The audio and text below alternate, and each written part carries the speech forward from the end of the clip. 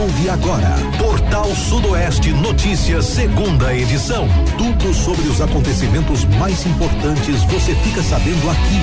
Portal Sudoeste Notícias, segunda edição.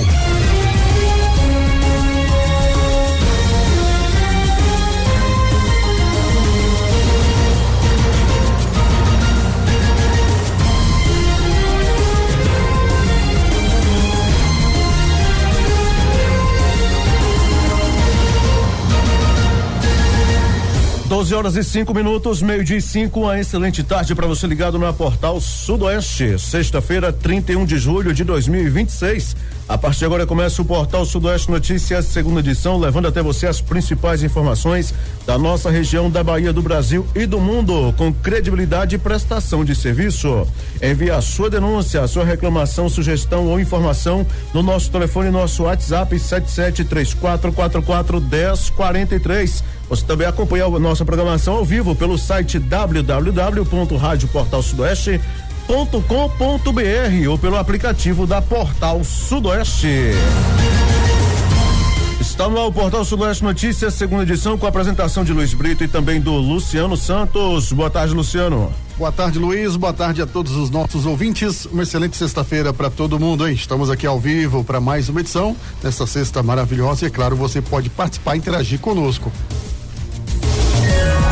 Portal Sudoeste Notícias e a previsão do tempo.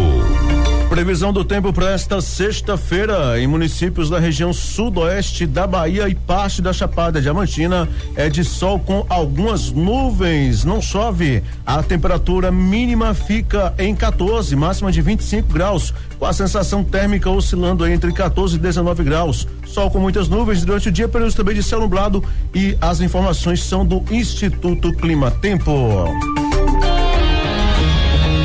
Você está ouvindo Portal Sudoeste Notícias, segunda edição. Portal Sudoeste Notícias, segunda edição, apenas começando. A gente agradece desde já a sua companhia, sintonia e audiência. Fique bem informado conosco. A partir de agora também você participa, manda para cá sua denúncia, elogio, sugestão ou informação, enfim, no nosso WhatsApp 7734441043. 12:07, tudo bem por aí, seu Luciano? Tudo tranquilo, tudo na excelente paz, né? Clima por aí hoje? O clima tá bastante agradável, né? Muito Sol aqui bem, raiando. muito bem, muito bem. O calor tá voltando com tudo, né? Tá voltando, hein? Tá voltando com tudo. Gente, nossa primeira pauta de hoje vem falar o seguinte: motociclista e passageira ficam feridos após colisão com carreta na BR-430 em Caetité. Um motociclista e uma passageira ficaram feridos após um acidente de trânsito na manhã de sexta-feira 31 da BR-430 em frente a um posto de combustíveis na saída de Caetité em direção a Brumado. De acordo com a Polícia Militar, o acidente envolveu uma carreta e uma motocicleta Honda CG 150. Conforme relato do motorista da carreta, ele acessava a rodovia quando a motocicleta colidiu na lateral do veículo. Com o impacto, o condutor da moto e a passageira sofreram diversas fraturas. Equipes do Serviço de Atendimento Móvel de Urgência, o SAMU, prestaram os primeiros socorros no local e encaminharam as vítimas para a unidade hospitalar de Guanabi. Policiais militares da 94ª Companhia Independente de Polícia Militar realizaram o isolamento da área, controlaram o fluxo de veículos e permaneceram no local até a conclusão da ocorrência, garantindo a segurança de demais usuários da rodovia. Na verdade, esse acidente foi na 030, viu, Luciano? Já foi inclusive informado pela PM aí que foi na 030 e não como havia sido divulgado aí anteriormente, que teria sido na 430. Na verdade, foi na 030. Muito bem, tá aí, né? Feito as correções e as informações. Vamos lá, Brumado? Olha só, moradores denunciam onda de furtos no bairro Bela Ville. Esse bairro fica aqui na saída para Livramento de Nossa Senhora, viu? Moradores do bairro Bela Ville, nas proximidades da Avenida Lindolfo Azevedo Brito, em Brumado, denunciam uma sequência de furtos a residências e cobram medidas para reforçar a segurança na região. Segundo os relatos, somente na madrugada mais recente, os prejuízos causados pelas invasões ultrapassam 20 mil reais. De acordo com os moradores, cerca de 6 casas foram invadidas na mesma noite. Câmeras de segurança registraram a ação do suspeito, que aparece caminhando pelas ruas do bairro antes de cometer os furtos. Ainda conforme os relatos, esse tipo de crime tem ocorrido com frequência, sendo registrado em média a cada 30 ou 40 dias. A situação tem provocado preocupação entre os moradores, que afirmam viver sob constante sensação de insegurança.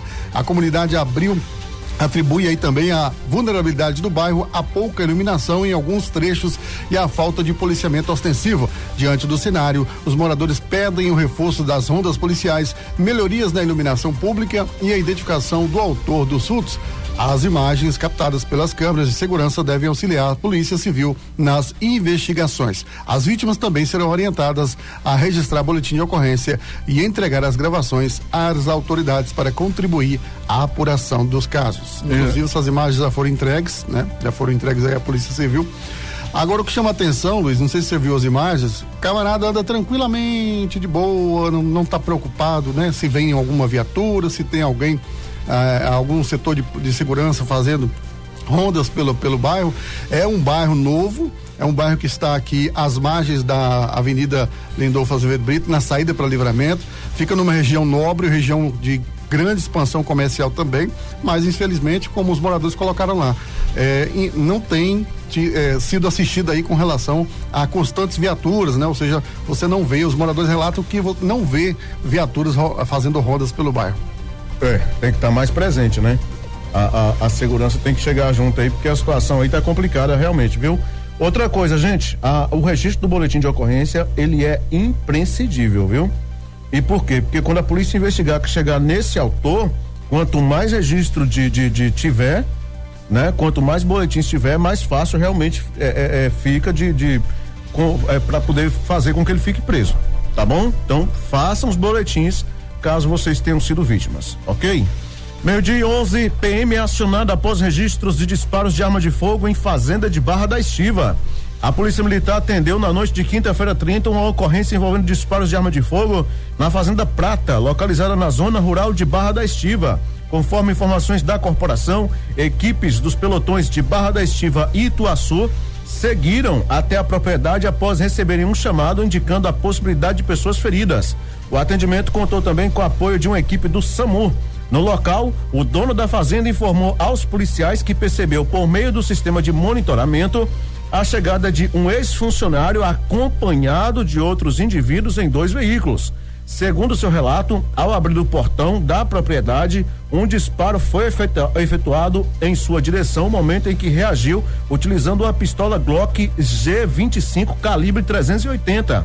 O ex-funcionário, que havia solicitado a presença da polícia alegando ter sido baleado, foi examinado pela equipe médica que descartou aí a existência de lesões. Após a ocorrência, os envolvidos e armas de fogo foram apresentados na Delegacia Territorial de Brumado, onde foram adotadas as medidas cabíveis. A Polícia Civil apura as circunstâncias do caso. Rapaz, tá até meio complicado para entender isso aqui, né? Meu amigo. O que foi exatamente o que aconteceu, né? Qual a motivação? Na zona rural, né? Na zona rural de Barra da Estiva, né?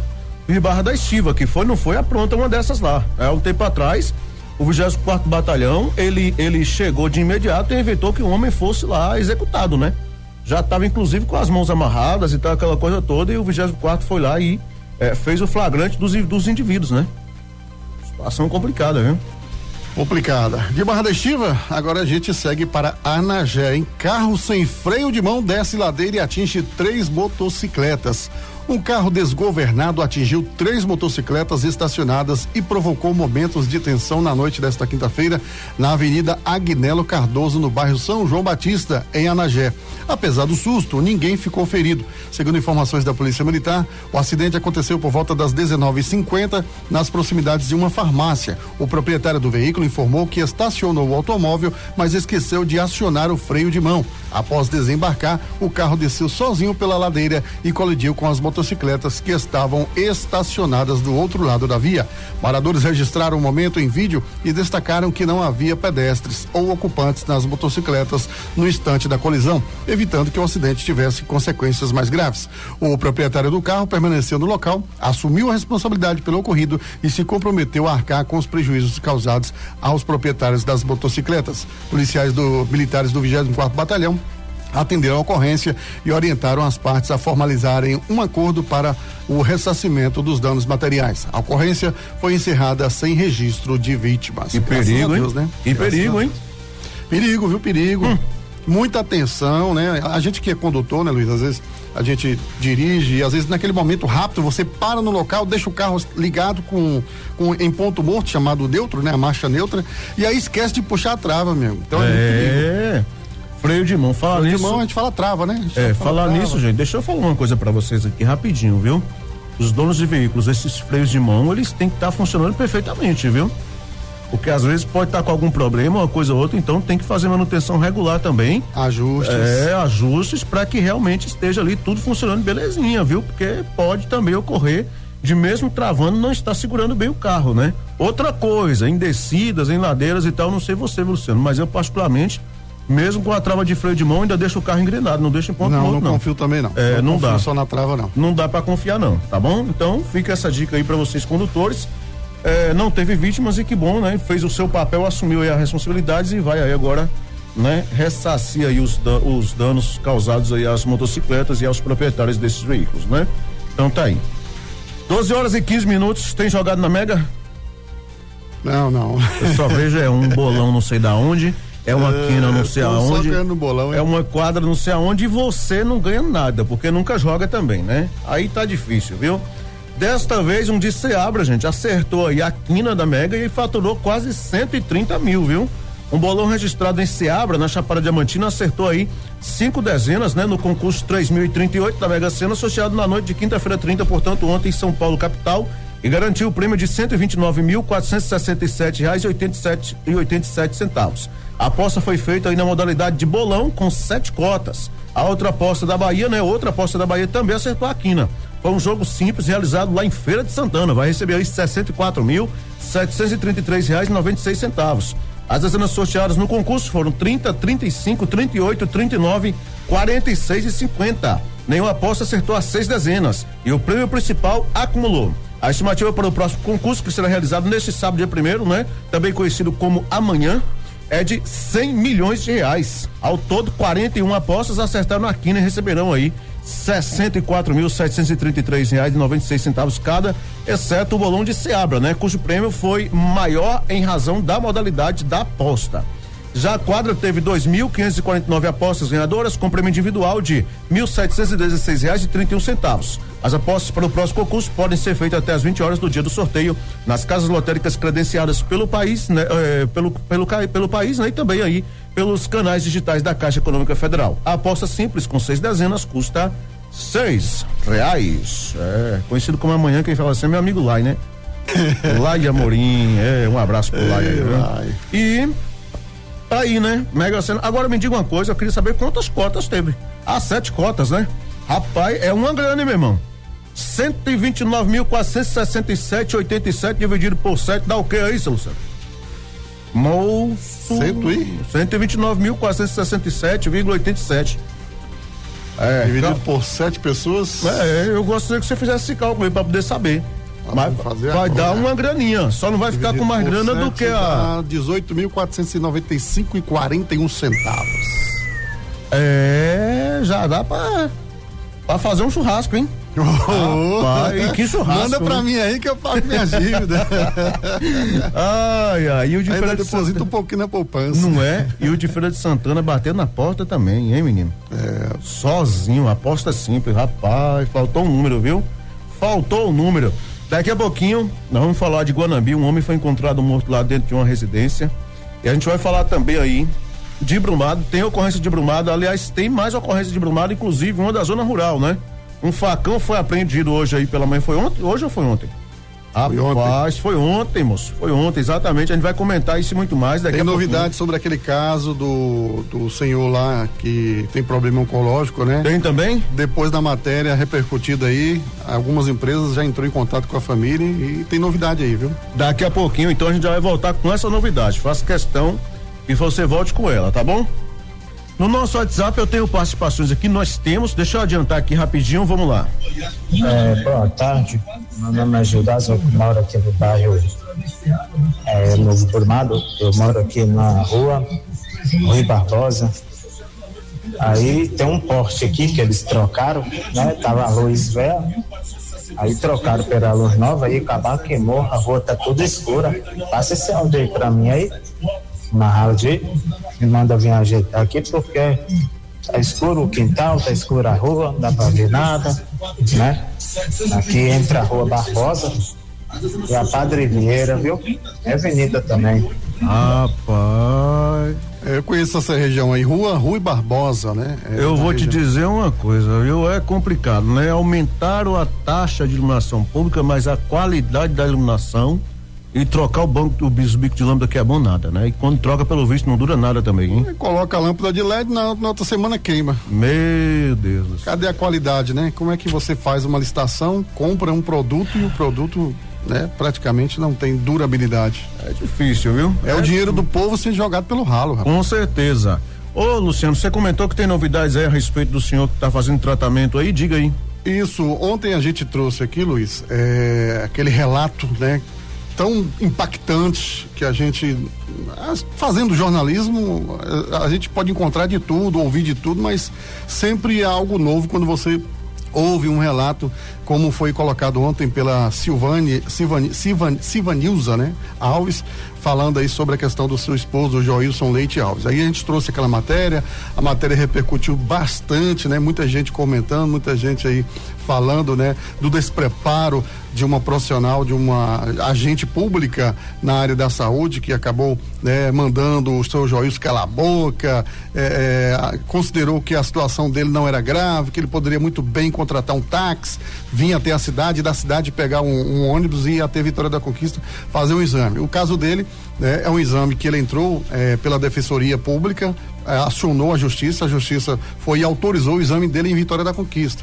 Inclusive, o exame foi autorizado. Ao vir até o TFD de Brumado para solicitar um transporte, ele não conseguiu, teve aí o transporte negado e ainda foi maltratado. Só que, graças a Deus, graças à força do jornalismo da Rádio Portal Sudoeste, ao trabalho desses profissionais incansáveis que estão aqui, não só eu e o Luiz aqui apresentando, mas nós temos os bastidores e também de grandes parceiros. Hoje pela manhã eu recebi a mensagem da senhora Silvanilza. Bom dia, Deus lhe abençoe pela sua generosidade, você e seu colega de rádio. Hoje falei com alguns profissionais que me ligaram logo após vocês veicularam a matéria. O pessoal já disponibilizou o exame pra gente. O meu esposo já fez o exame em uma clínica particular aqui da cidade. Já estamos retornando para casa. Tudo certo, na graça de Deus. Agora é só mostrar o resultado dos exames. Agradeço a vocês, a todos os ouvintes, aos empresários envolvidos e ao jornalismo da Rádio Portal Sério. Ela aqui. Tem o nome da clínica aí, Luciano? Tem sim, Clínica Mais Vida. Clínica Mais Vida. Um abraço para a clínica aí, viu? Tá toda a direção.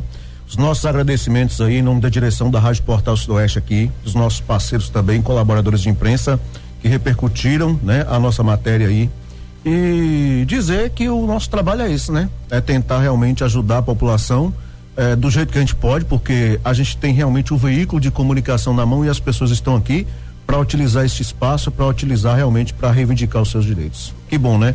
A gente fica feliz realmente quando essas coisas acontecem. Se o poder público não socorre, mas tá aí os parceiros, as pessoas, né? Sensíveis à causa, ao problema, à situação, foram lá e realmente chamaram aí, né? A família, enfim, já agilizou aí o procedimento. Coisa boa, notícia boa, né? Muito bom mesmo, fiquei muito feliz na hora que ela mandou essa mensagem, porque assim, a situação dele é grave, rapaz, é situação grave, então assim, uma pessoa que passou por um tratamento, né, se curou de um câncer e hoje está com diversas comorbidades, inclusive usando uma bolsa de colostomia, e aí você tem, né, um setor público, uma secretaria de saúde que acaba trazendo aí uma negativa para esse paciente, para esse cidadão, então graças a Deus é bom ter parceiros assim, muito bom. Exatamente. Mais uma vez, nossos agradecimentos aí. Luciano, vamos prosseguindo com as nossas pautas ou tem algo aí fora das nossas pautas também que você gostaria de trazer?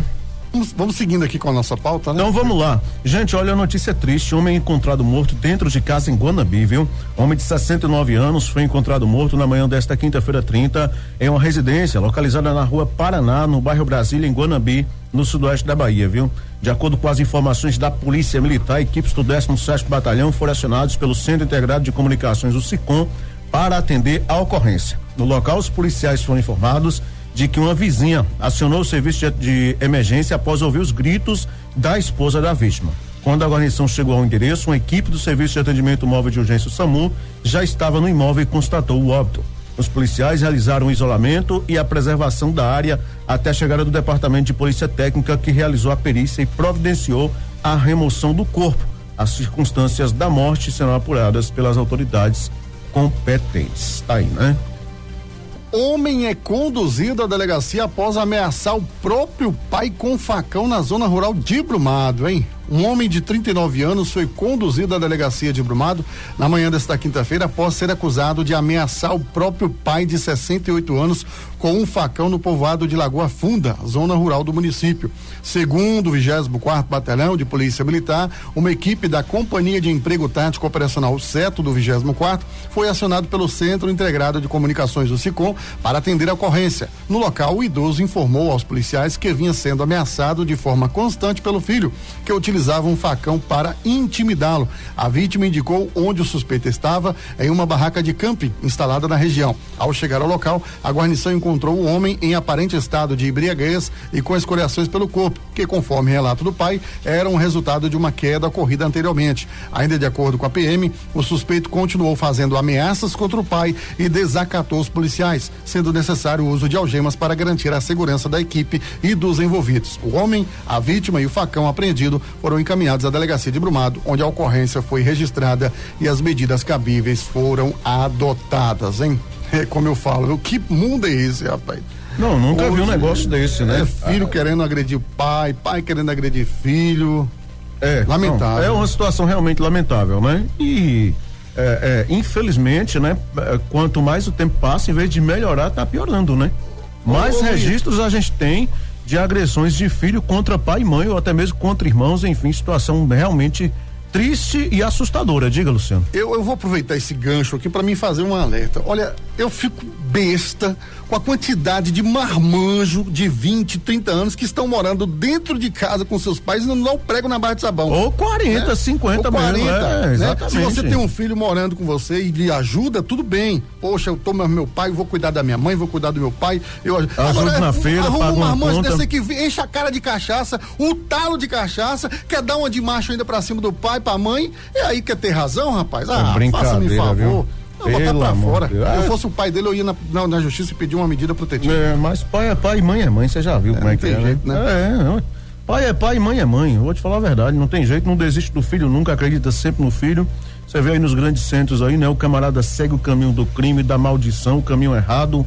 A polícia chega lá, faz a intervenção, faz o seu trabalho, porque é o papel dela realmente e tal. Quando acaba morrendo lá e tal, o pai tá lá, tá em cima, né? Tá a mãe, enfim, principalmente a mãe, né? O pai nem tanto, mas a mãe, eu vou te falar a verdade, né?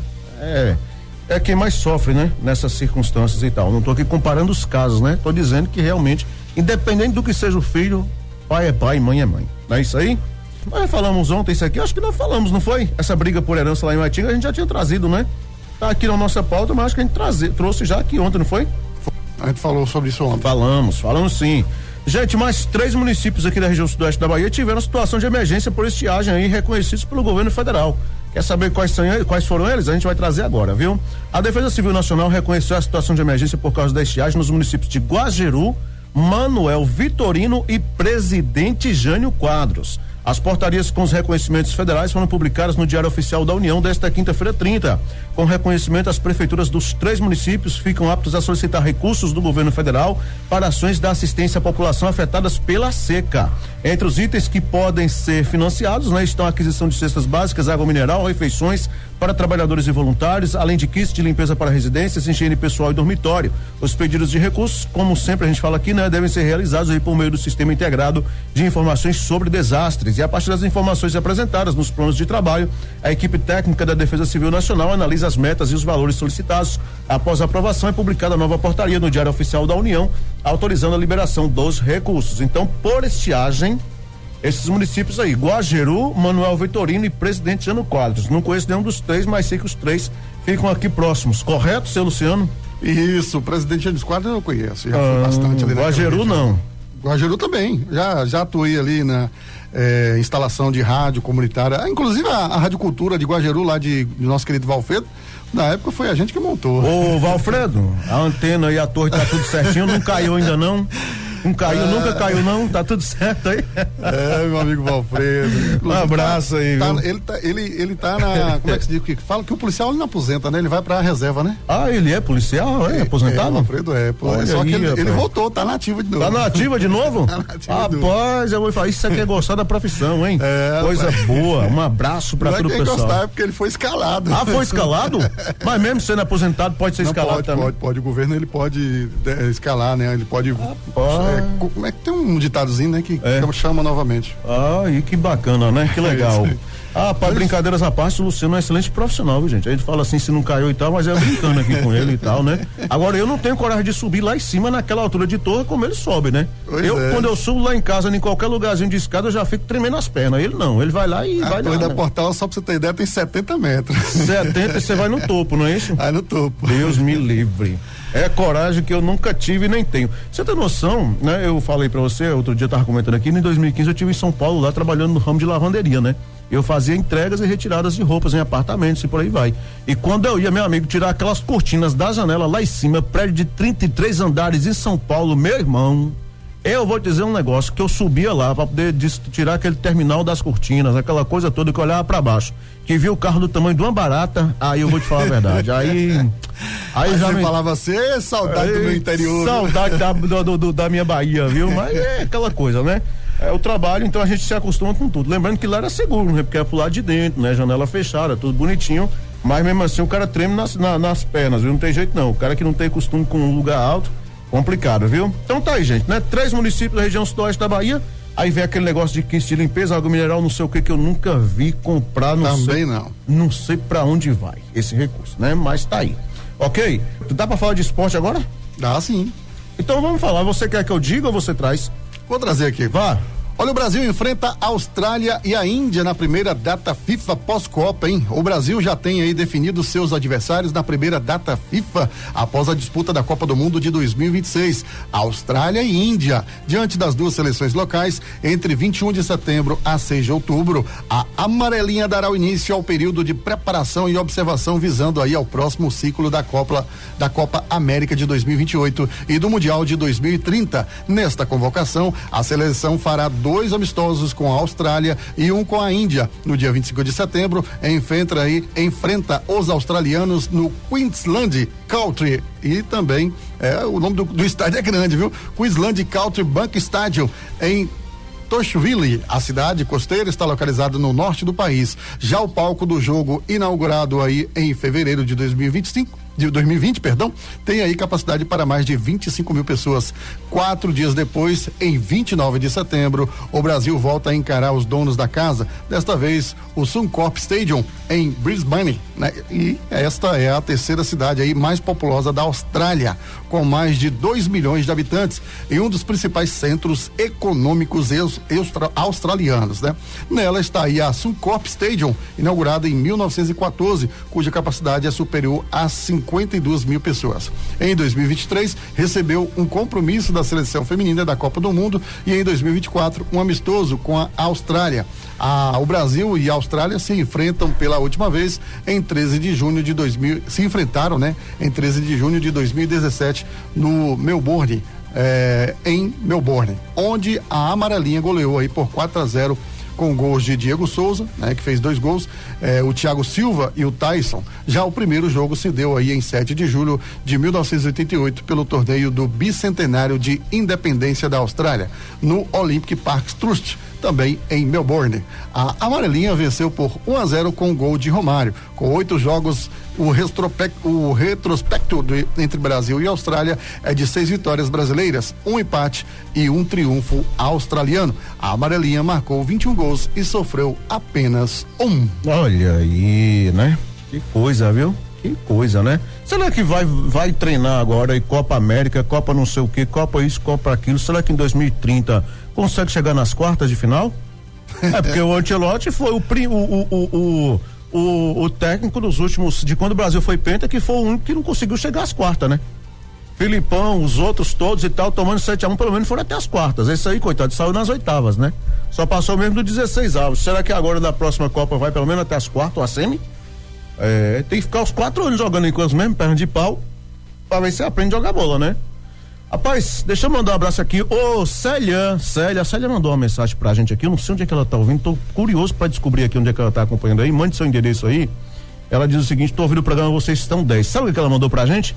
Disse que a calopsita dela morrendo de dar risada, ela sorrindo quando a gente sorriu aqui também. Ah, pensou. Peraí, mandou um vídeo aqui, deixa eu ver esse vídeo, moço. Ele pode escalar, né? Ele pode. Olha lá. Tem um ditadozinho, né? Que chama novamente. Olha lá, diz ela que vai gravar ela sozinha uma hora. Sozinha, quando a gente dá risada, diz que ela fica dando risada também, a calopsita dela, né? Você mora onde, Célia? Manda pra gente aí, até os bichinhos, né? Tem calopsita na sua casa aí, Luciano? Tem não. Não, né? Só tem 2 cachorros. 2 cachorros, mas não é bravo não, né? Não, é os pinches. Ave pior Maria, do que mais pitbull. bravo do que aquilo ali, Deus me livre. É uma fêmea. Você tá louco, chega a tremer, você encosta perto do dono e ele Só começa. vai na canela, viu? Ave Maria, chega a tremer de nervoso, nunca vi um negócio daquele, eu prefiro um pitbull do que aquilo, você tá doido? Deus me livre. Tem hora que o entregador dos Correios chega no portão lá de casa, quando vê os cachorrinhos já sai. Moço, o que encosta? Vai outro, não eu. Fosse ele, eu ficava era longe. Bicho traiçoeiro, viu? Só vai na canela. Moço, isso sem contar que treme todinho, você não consegue brincar com ele nem nada, é um nervoso que ciumento. Ciumento, é desse jeito, viu? É desse jeito. Rapaz, impressão minha, parece que o tempo hoje tá voando. Tá voando, hein? Tá voando, Sexta-feira tá chegando com força. Exatamente. Você lembra que ontem a gente trouxe aqui uma reclamação, se eu não tô enganado, lá da Fazenda Pica-Pau, que é a zona rural de Tenhaçu, se eu não tô enganado, né? Eu conheço uma região de Pica-Pau em Tenhaçu. Pois isso, nós trouxemos essa semana aqui, reclamando lá sobre estrada. Parece que já mandaram pra lá, viu? Mandaram um vídeo aqui, tudo indica que a prefeitura mandou o maquinário pra lá, né? Então tá aí, né? A gente espera realmente que resolva a situação da população, porque as reclamações chegaram, né? Então que seja realmente aí solucionado. Nós recebemos também, Luciano, uma sugestão de pauta aqui, dentro do nosso jornalismo ainda hoje, dando conta de uma negativa de indenização prévia, né? E também uma ameaça lá na zona rural de Rio de Contas, envolvendo, ao que tudo indica, o prefeito do município. Essas informações a gente não vai trazer hoje ainda, porque nós vamos apurar melhor tudo direitinho com calma, mas já está registrado aqui e também será debatido. A gente vai trazer aqui, se for o caso, na segunda-feira, tá bom? Ou você já quer adiantar alguma coisa? Então vamos deixar para segunda-feira, que a gente busca mais informações. Mais informações, já tá também aqui com a nossa pauta, tá tudo certinho aqui do nosso WhatsApp, inclusive agradecer aí o pessoal que encaminhou. Temos o seguinte: boa tarde, gostaria de pedir ao poder público, né, para ver a situação do bairro Beira Rio, pois o descaso com o bairro está cada vez pior. Esgoto a céu aberto e material de construção no meio da rua, mato em terrenos enormes e nada faz o poder público. Cadê as leis que não saem do papel? Até quando vamos ter que conviver com essa situação? Moradores jogando água de banheiro, pia, cozinha direto e os donos da construção jogando material direto no meio da rua. Isso é o cúmulo, ninguém faz nada. Cadê as leis? Cadê o poder público? Perguntei aqui onde que era, qual a cidade, e mandaram aqui: Livramento de Nossa Senhora. Livramento de Nossa Senhora. Quer dizer, reclamando mais uma vez aí. Esse caso não é novo, já é antigo esse problema aí. Os moradores reclamando desta questão aí de entulhos e tal, entre outras coisas, né? Esgoto no meio da rua, lá no bairro Beira Rio. E olha que o povo tem reclamado, viu? Não é pouco, não. Então tá aí, setor responsável esteja com a palavra para poder esclarecer. Mais uma vez o pessoal reclamando. Temos áudio aqui, vamos acompanhar. Boa tarde, gente. Deixa eu te falar, cadê a prefeita? Fala pra prefeita nossa e as estradas também postas. Se liga para Iguatemi. A estrada do Imposto liga para Iguatemi. O morro aqui tá ruim. Tá cheio de buraco, não passa máquina. A estrada liga para Barbosa. Tá sem passar máquina, entendeu? Cadê as patrol? E Barbosa, a estrada tá de Barbosa para Iguatemi também tá ruim. Tá precisando ajeitar. Bata o gangolo para a prefeita aí fazer as estradas. Não trabalho com gangolo, não. Tem aí, Luciano? Carrega gangolo é vaca. Eu não trabalho com esse negócio, não. Aqui a gente tem de tudo um pouquinho aqui, né? Eu tenho a sirene da polícia. Deixa eu ver o que eu tenho mais aqui. Eu tenho um chicote. Se viu o chicote, né? Aí a gente dá uma estralada no lombo de alguém aí quando precisar, né? Mas tá feita a reclamação. Essa região aí, Iguatemi, Bem Posta, toda essa região aí, tem um bom tempo que o pessoal vai reclamando aqui, cobrando a recuperação dessas estradas vicinais. É um problema também que já não é de hoje que o pessoal vem reclamando, e a gente espera realmente que o poder público tome providências com relação a isso. Afinal de contas, gente, os nossos municípios, os municípios da nossa região sudeste da Bahia, em excepcional, Livramento de Nossa Senhora e Dom Basílio, né? Eu não posso falar com relação aos outros que eu não conheço muito, talvez o Luciano conheça mais que eu, possa comentar, mas eu falo aqui de Livramento e Dom Basílio porque são municípios praticamente todo agrícola, né? Produção de manga, maracujá, entre outras coisas, e o pessoal precisa dessas estradas vicinais, e não só também por conta da produção, mas por conta também de um socorro médico, uma coisa ou outra, né? Que também precisa se locomover, e também os transportes escolares, então tem que dar uma atenção. Algum outro município que você conhece aí que tem muita produção? Eu fiquei sabendo pela música de Mão Branca que Aracatu é melancia, né? Aracatu tá produzindo bastante melancia. Bastante melancia. É, exatamente. Agora fala com o Mão Branca, seu Mão Branca, você não fica gravando essas músicas aí com putaiada, não sei o que, esse negócio não dá muito certo não, viu? Você vai, rapaz, amor. Melancia por talhada. É, amor. Grossa. Rapaz. Sei não, viu, rapaz, eu sei não, viu, pessoal. Mas você não gosta de uma melancia, não? Ah, depende, é inteira ou putaiada? Eu gosto da banda. Ai, gente, vamos lá, vamos prosseguir aqui com as nossas pautas, né? Faltando apenas 7:1 agora. Ah, sim, a Floriza tá com a gente. Eu, Floriza, um abraço, boa tarde, bom almoço pra você. Olha, o TCE aprova contas do governo da Bahia de 2025 e emite 148 recomendações ao executivo. Em sessão ordinária nesta quinta-feira 30, o Tribunal de Contas do Estado da Bahia, o TCE da Bahia, aprovou proposta de parecer prévio favorável à aprovação das contas do chefe do Poder Executivo relativas ao exercício de 2025, à unanimidade e, por maioria dos votos, à posição de ressalvas e expedição de recomendações. Além disso, os conselheiros aprovaram as propostas de que o governo, de que o governo do estado apresente num prazo de 120 dias um plano de ação contendo as medidas necessárias para a resolução das falhas apontadas no relatório de auditoria.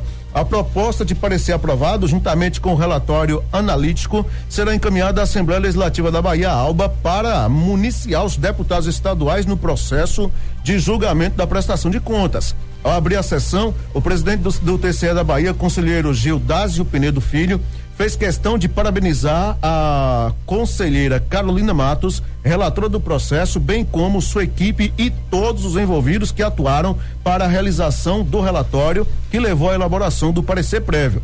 E lembrou a importância do trabalho para a sociedade baiana, destacando ainda que a ação da Corte de Contas e dos seus servidores tem o objetivo não apenas de fiscalizar, mas também de contribuir no aprimoramento da gestão pública. Várias autoridades estaduais acompanharam a sessão de apreciação das contas do governo, entre as quais os secretários de Segurança Pública Marcelo Werner e da Educação Márcios Gomes, e o diretor-geral do estado também, né, o Luiz Augusto Rocha. No seu voto, a conselheira Carolina Matos afirmou que a análise das contas do governo do exercício de 2025 revelou a consolidação dos avanços importantes na gestão pública estadual, notadamente no cumprimento, portanto, aí dos limites constitucionais e legais aplicáveis à saúde, à educação e aos gastos com pessoal. Mas observou também que o exame técnico evidenciou a persistência de fragilidades estruturais que demandam a atenção corretiva e o aprimoramento contínuo da administração pública, mostrando a necessidade de consolidar medidas capazes de superar as fragilidades identificadas, ampliar a efetividade das políticas públicas e fortalecer os mecanismos de governança, integridade e controle. Ela destacou entre os pontos de maior sensibilidade o volume expressivo de despesas de exercícios anteriores, a subavaliação dos restos a pagar e as lacunas na regulamentação e implementação de políticas públicas essenciais para o desenvolvimento social e econômico do estado da Bahia. E revelou fato que apontou, né? Revelou aí, no caso, fato que apontou como grave que houve limitação de escopo ao trabalho dos auditores no âmbito da área de pessoal, especialmente no sistema RH Bahia. Logo após a leitura do voto, da relatora, a Procuradora-Geral do Estado, Bárbara Camardelli, elogiou a qualidade do trabalho realizado pela equipe de auditores, ressaltando que a forma como o relatório foi elaborado mostra a consolidação do papel do TCE em outra dimensão. Se antes o foco era apenas sobre a legalidade orçamentária e financeira, hoje há uma preocupação também para a avaliação das políticas públicas, especialmente quanto à sua execução, disse, portanto, a procuradora. E apresentou argumentos rebatendo alguns dos apontamentos feitos pelos auditores em que constaram o voto da relatora.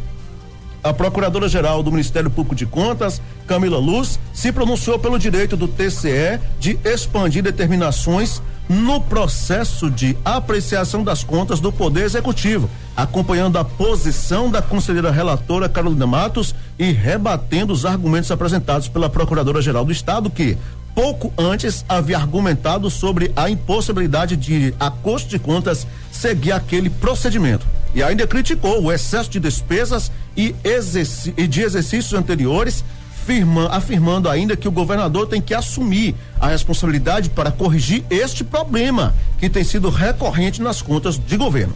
Os conselheiros se pronunciaram ainda no processo de discussão da proposta de voto do parecer, expondo suas posições. O conselheiro João Bonfim divergiu em relação às ressalvas, as quais não acompanhou e propôs a conversão de todas as determinações contidas na proposta de votos em recomendações. E acompanhou ainda a proposta de elaboração do plano de ação.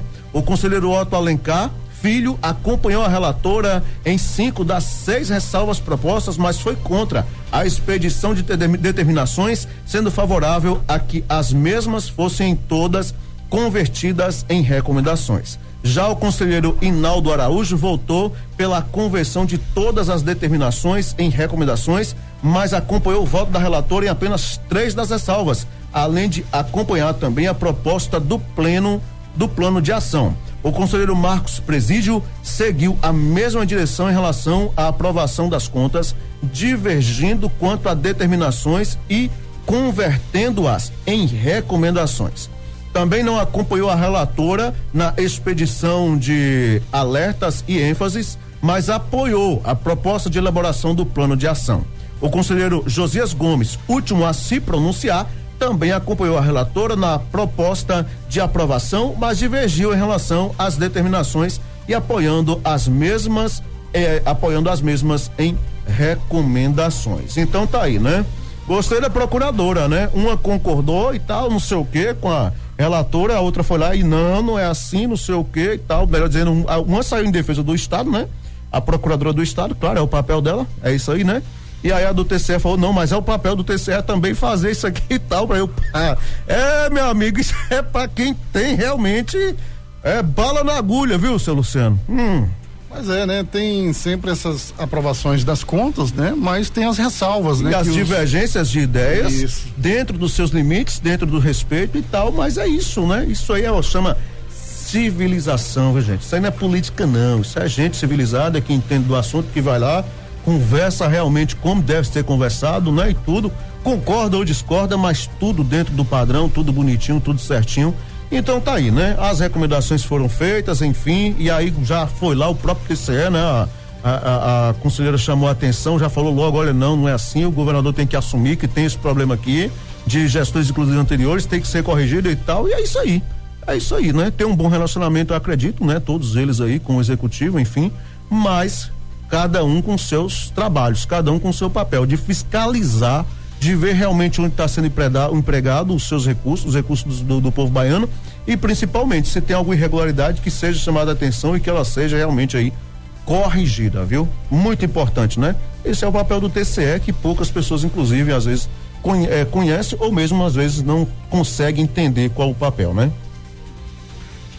1:01, vamos ao intervalo? Mas você não vai comentar sobre esse trabalho do TCE aí, não? Já fiz o meu comentário. Já fez, já? Já. Mas foi breve, hein, meu amigo? Foi breve. Foi breve. Falar nisso, demorou, hein? Ontem começou isso aí, acho que o quê? Não sei se era 4, alguma coisa, não sei que hora foi que começou, foi não. Foi até a noite, viu? Foi até quase 8 horas da noite, ou foi mais de 8, não sei, o pau tava quebrando lá, viu? Hoje tem sessão também, parece. Hoje tem também? Tem. Demorado pra caramba, viu? Falei, rapaz, brinca. Lula diz que não vai interferir em investigação contra o filho e afirma, se errar, vai pagar. O presidente Luiz Inácio Lula da Silva, do PT, afirmou que não pretende usar o cargo para beneficiar o filho, Fábio Luiz Lula da Silva, conhecido como Lulinha, que é alvo de uma investigação da Polícia Federal. A declaração foi feita nesta quarta-feira durante entrevista à imprensa. Segundo Lula, o filho será tratado da mesma forma que qualquer outro cidadão e não receberá privilégios por ser integrante da família do presidente. Ele ressaltou que não fará qualquer tipo de interferência no trabalho da Polícia Federal ou da Justiça. O presidente disse que acredita na inocência do filho, mas destacou que caberá a ele apresentar sua defesa durante a investigação. Lula afirmou ainda que, caso fique comprovado que Lulinha cometeu algum crime, deverá responder pelos seus atos e cumprir a punição prevista em lei. Durante a entrevista, o presidente também declarou que jamais pediria aos delegados, ou magistrados para favorecer familiares e lembrou que enfrentou processos judiciais ao longo de sua trajetória política, afirmando que o mesmo procedimento deve ser seguido em relação ao filho. Lula acrescentou que, caso seja chamado pela justiça, Fábio Luiz responderá ao processo e não tentará fugir das investigações. A apuração conduzida pela Polícia Federal segue em andamento. E aí? Será? Já ia buscar essa vinhetinha aí. Será? Será? Meu amigo. Vamos aguardar os capítulos desta grande série, né? Lulinha, hein?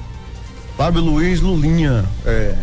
Aí o pessoal chamava de Lulinha, eu pensava que era o presidente, então Lulinha é o filho, né? Lulinha é o filho. O pessoal que chama de Lulinha aí, achando que tá diminuindo o presidente, na verdade Lulinha é o filho dele. Só tá transferindo a... O presidente é Lula lá. Rapaz, Luiz Inácio Lula da Silva, né? Lula lá. Então tá aí, viu, gente? Então tá aí.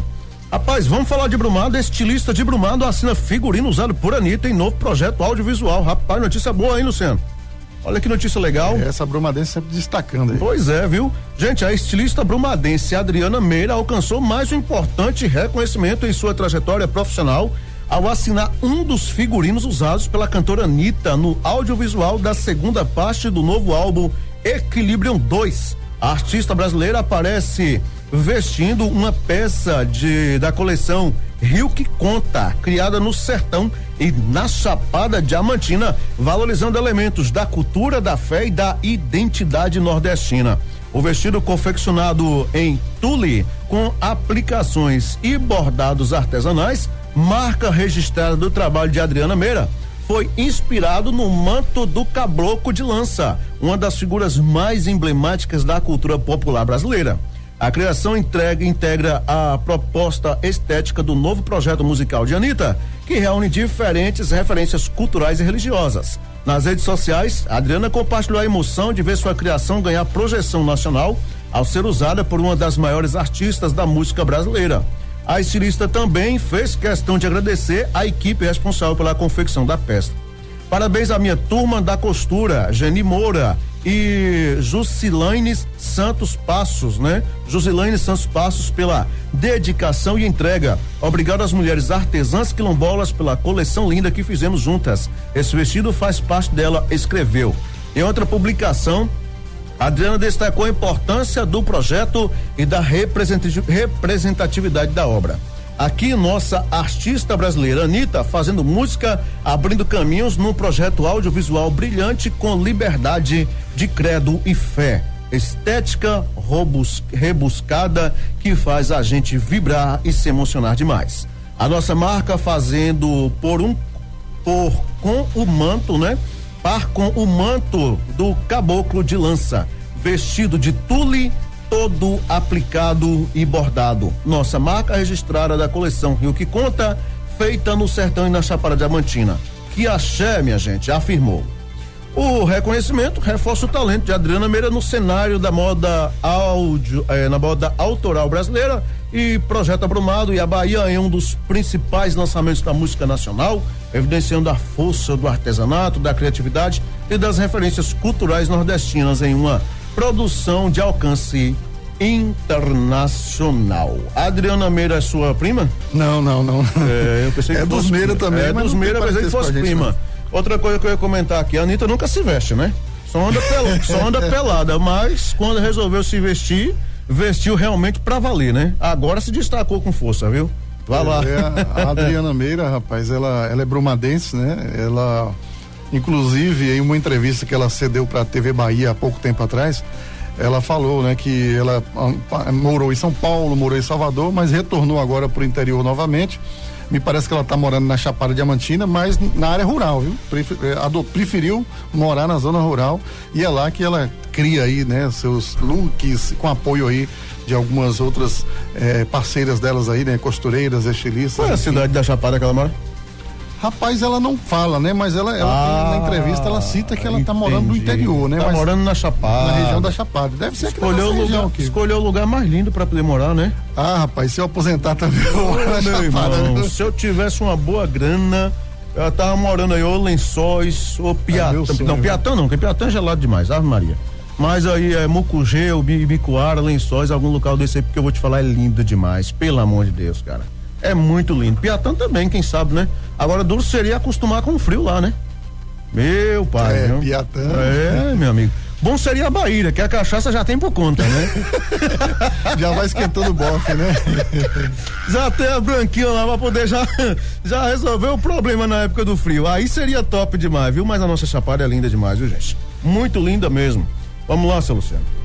Muito bem, vamos seguindo aqui a nossa pauta, né? Nesta sexta-feira já bastante movimentada aqui no nosso portal Sudoeste, segunda edição. Gente, nós vamos agora a Iguaí, viu? Investigado por homicídio e tentativa de homicídio é preso. Um homem de 50 anos, investigado por homicídio e tentativa de homicídio, foi preso pela Polícia Civil na manhã desta quinta-feira em Iguaí, no sudoeste do estado. A prisão preventiva foi cumprida por equipes da Delegacia Territorial do município, em cumprimento aí ao mandado expedido pela Vara Criminal da comarca de Iguaí.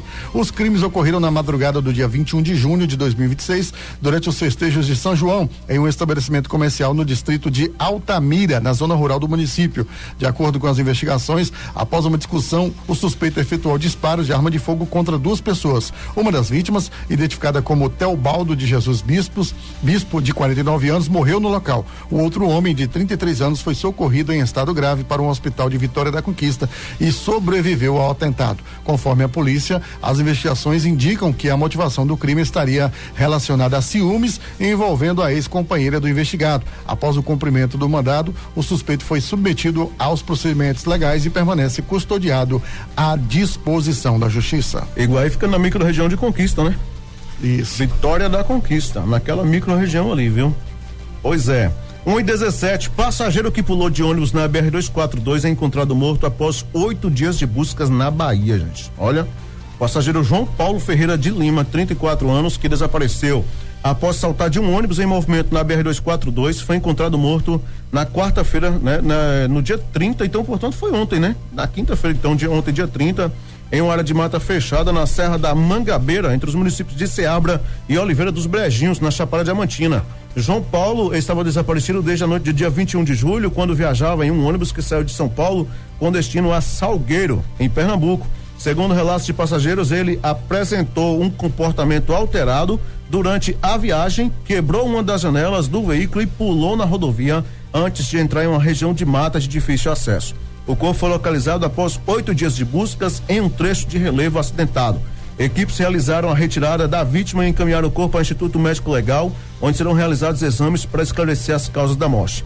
A família contesta a versão de que João Paulo sofria de transtornos mentais e também criticou a demora na comunicação do desaparecimento às autoridades. Os parentes afirmam ainda que enfrentaram dificuldades para recuperar os pertences que permaneceram no ônibus. Em nota, a empresa responsável pelo transporte informou que o motorista procurou o posto da Polícia Rodoviária Federal logo após o ocorrido para comunicar o caso. A empresa alegou que a ocorrência não teria sido registrada naquele momento e informou que também tentou contato com familiares da vítima. A Polícia Civil investiga o caso e aguarda os laudos periciais que deverão indicar se João Paulo morreu em consequência da queda do ônibus ou devido às condições enfrentadas durante os dias em que permaneceu na mata. Notícia triste, né? É estranho, né, rapaz? Esse rapaz aí, que segundo as pessoas, ele se apresentava alterado, né? Estava alterado dentro do ônibus, quebrou o vidro, pulou a janela. Pois é. E aí acabou falecendo. E, né, a família negando aí que ele tem aí, né? Algo de errado aconteceu com ele. É. Porque para ele estar alterado, né?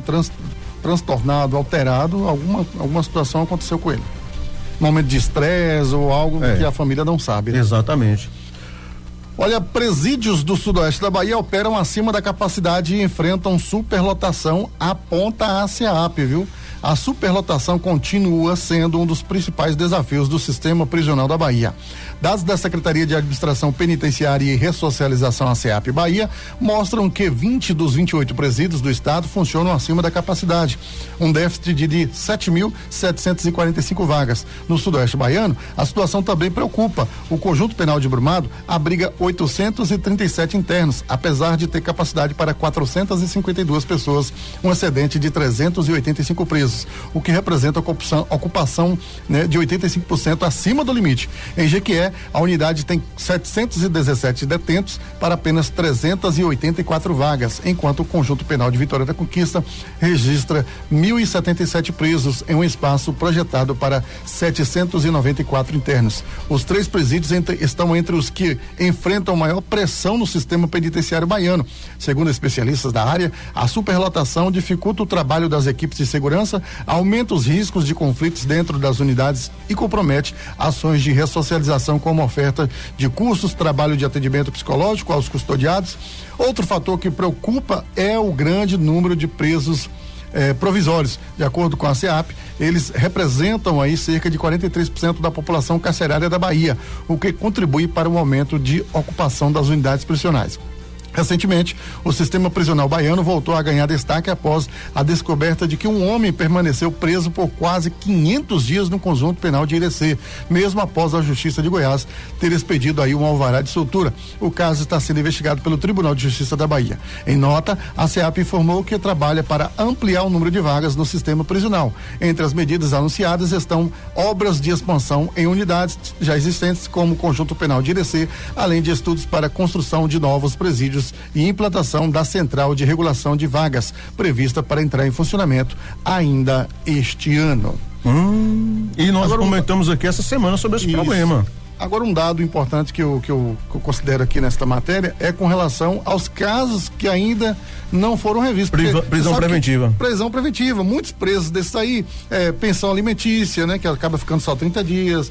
Outros em situação de menor gravidade de crime. Então, essas pessoas, elas são ouvidas pela autoridade judicial e depois são liberadas. Mas muitos presídios não têm funcionário suficiente para estar emitindo o alvará e liberar essa pessoa. Nós comentamos isso aqui essa semana porque o Tribunal de Justiça da Bahia determinou que o município de Vitória da Conquista, né, o Conjunto Penal de Conquista, pode continuar recebendo presos, mesmo estando já com a capacidade acima do limite.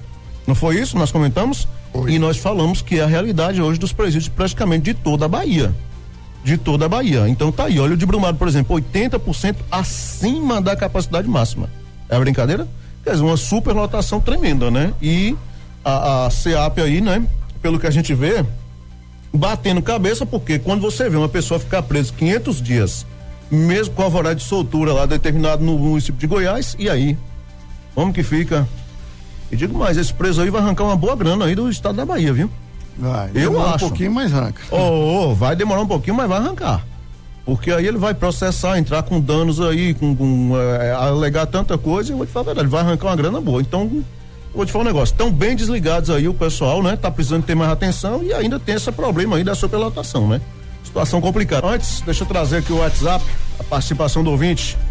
Boa tarde, meus amigos que estão assistindo seu programa aqui. É que nem ali da Lagoa da Pedra, por São Gonçalo, um tal de... Até eu ajeitou as estradas todas, virou uma pista. Agora do São Gonçalo para Abraúna, Passa Loba, não tem estrada não, viu?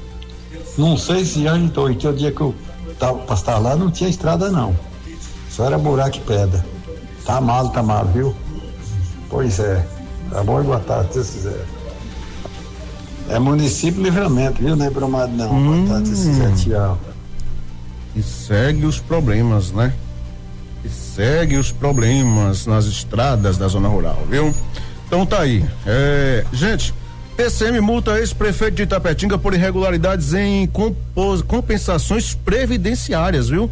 Os conselheiros do Tribunal de Contas dos municípios da Bahia julgaram procedente na sessão desta quinta-feira 30, com a recomendação apresentada pela Receita Federal do Brasil contra o ex-prefeito de Itapetinga, Rodrigo Rage, por irregularidades relacionadas ao uso de compensações previdenciárias pelo município. A relatora do processo, conselheira Aline Peixoto, aplicou multa de R$2.000 ao gestor. De acordo com o processo, nos anos de 2018 e 2019, a administração municipal declarou compensações previdenciárias que somaram cerca de R$10 milhões. No entanto, os créditos utilizados foram posteriormente considerados inexistentes pela Receita Federal, o que levou à retificação das declarações e ao reconhecimento do débito pelo município. Segundo a Receita Federal, a gestão municipal utilizou a retificação das guias de recolhimento do FGTS e informações da Previdência Social e o posterior parcelamento da dívida para evitar a retenção mensal obrigatória de recursos do Fundo de Participação dos Municípios, o FPM. A medida resultou na incidência de juros e multa de mora, causando prejuízo aos cofres públicos. A análise do TCM apontou ainda que a regularização da situação ocorreu apenas após o início da fiscalização da Receita Federal.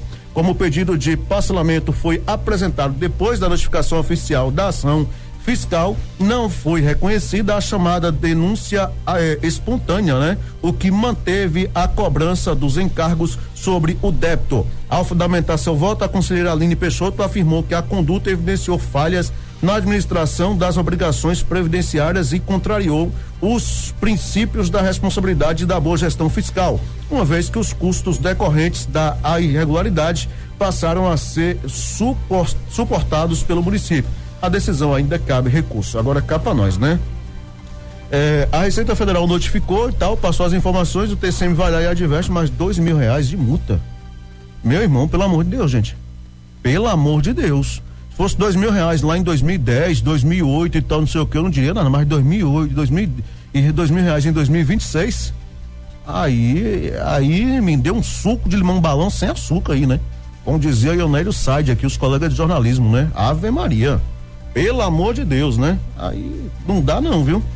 É um café. Complicado. É um café. Ainda mais que o prefeito é sucessor do tio ou do sobrinho, né? Aliás, é antecessor do que tá agora, que parece que é sobrinho dele. Ave Maria, viu? Eu nunca vi um negócio desse. Pelo amor de Deus, R$2.000 ainda cabe recurso. Eu vou falar mais o quê? Eu vou encerrar, né? Tem mais um aqui, acabou de chegar fresquinho. Vai lá. O Ministério Público investiga estrutura de atendimento e transparência em Livramento e mais 3 municípios da região, viu? O Ministério Público da Bahia instaurou o procedimento para apurar possíveis deficiências na estrutura de atendimento ao cidadão nos municípios de Livramento de Nossa Senhora, Rio de Contas, Dom Basílio e Jussiape. A investigação foi determinada por despacho da promotora de justiça Ana Luísa Silveira de Oliveira. O objetivo é verificar se as administrações municipais dispõem de canais formais para atendimento à população, protocolos para recebimento de solicitações e denúncias, além da transparência nas filas de espera por consultas, exames e procedimentos realizados na rede pública de saúde. O MP da Bahia também pretende apurar se as prefeituras oferecem assistência jurídica gratuita à população, inclusive por meio de centros de referência de assistência social, ou CRAS, e se existe o setor de protocolo responsável para registrar requerimentos e denúncias com a emissão de comprovante ao cidadão. As prefeituras e as secretarias municipais de saúde dos 4 municípios terão prazo de 15 dias para encaminhar as informações solicitadas pelo Ministério Público. Os CRAS também deverão informar se disponibilizam atendimento de advocacia ou orientação jurídica aos usuários. Segundo o MP, a inexistência de mecanismos formais de protocolo e de transparência pode comprometer o acesso da população aos serviços públicos, dificultar o acompanhamento das demandas pelos cidadãos e contrariar princípios da administração pública, além das normas previstas na Lei de Acesso à Informação. Após o recebimento das respostas, o Ministério Público analisará as informações apresentadas e definirá quais providências poderão ser adotadas, caso sejam constatadas irregularidades ou falhas na prestação dos serviços públicos. É o que a gente sempre vinha falando aqui, viu? A população tem que ter canais de informações, né? Para cobrar, para ter acesso à saúde, para ter acesso aí também as ouvidorias, né? Então o Ministério Público está cobrando isso aí desses 4 municípios. Detalhe, ouvidoria que funcione, né? Que porque funcione. dos municípios da nossa região aqui, eu não sei se funciona, né? Vamos ser sinceros, né? Coloca um número lá, chama, ninguém pelo atende. amor de Deus, não dá, né? Não tem jeito. Vamos nessa, meu amigo? Vamos nessa, né? Fim de semana no sítio? Hã? Fim de semana no sítio, né? Frente no final de semana no sítio. Bom final de semana pra você, bom repouso. Valeu. Gente, uma ótima tarde pra todo mundo, uma ótima tarde pra você, Luiz, e até segunda-feira. Tchau, gente. Pessoal, grande abraço, excelente tarde, um bom fim de semana, obrigado pelo carinho e pela companhia. Mais informações é só entrar no nosso site www.radioportalsudoeste.com.br. Abraços pra você. Você ouviu Portal Sudoeste Notícias, segunda edição.